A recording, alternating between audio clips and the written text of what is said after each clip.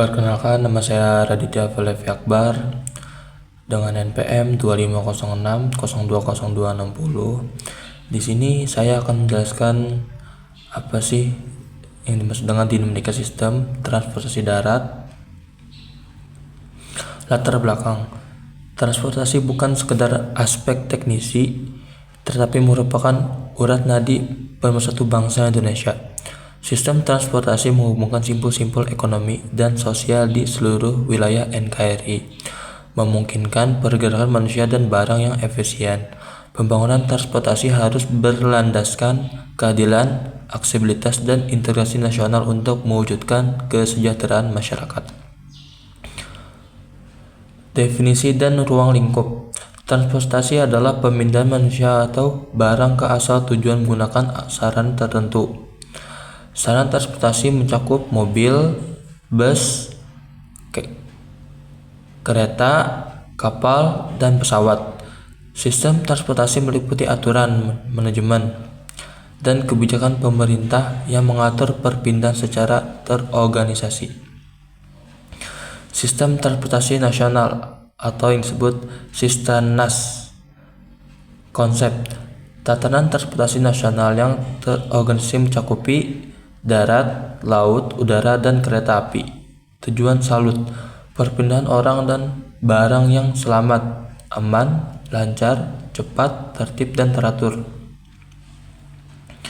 Sistem jaringan jalan.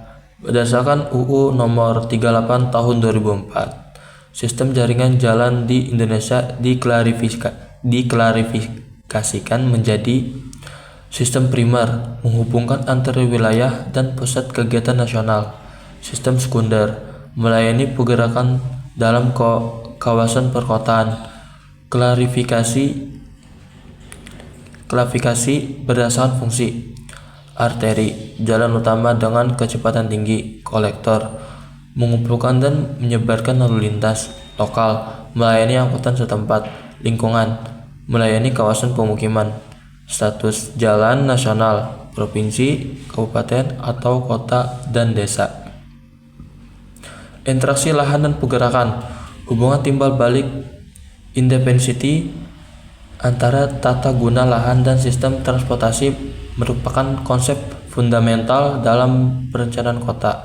Perubahan tata guna lahan seperti membangun kawasan komersial, perumahan, atau industri akan membangkitkan perjalanan baru yang meningkat volume lalu lintas di sekitarnya.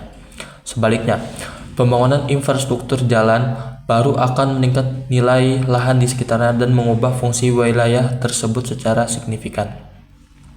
Sistem SAUM. 1. Kapasitas besar. Sarana angkutan umum massal SAUM dirancang untuk mengangkut penumpang dalam jumlah besar secara efisien, mengurangi kepadatan kendaraan pribadi di jalan raya, dan meningkatkan efektivitas sistem transportasi kota. 2. Reliabilitas tinggi. SAUM beroperasi dengan jadwal yang tepat, waktu, dan stabil, memberikan kepastian waktu tempuh bagi pengguna sehingga dapat diandalkan untuk aktivitas sehari-hari seperti bekerja dan bersekolah. Permasalahan transportasi. 1. Ketertimpangan supply demand. Pertumbuhan kendaraan melebihi pembangunan jalan. 2. Hambatan samping seperti parkir liar dan PKL menurunkan kapasitas jalan. 3. Kurangnya integrasi moda, terminal, stasiun, dan pemukiman belum terhubung baik. Kesimpulan, transportasi merupakan elemen vital bagi stabilitas nasional, berfungsi sebagai urat nadi yang menghubungkan seluruh wilayah NKRI secara ekonomi dan sosial. Solusi permasalahan transportasi harus bersifat holistik dan komprehensif, bukan parsial, dengan mempertimbangkan aspek teknis, sosial, dan lingkungan secara terintegrasi.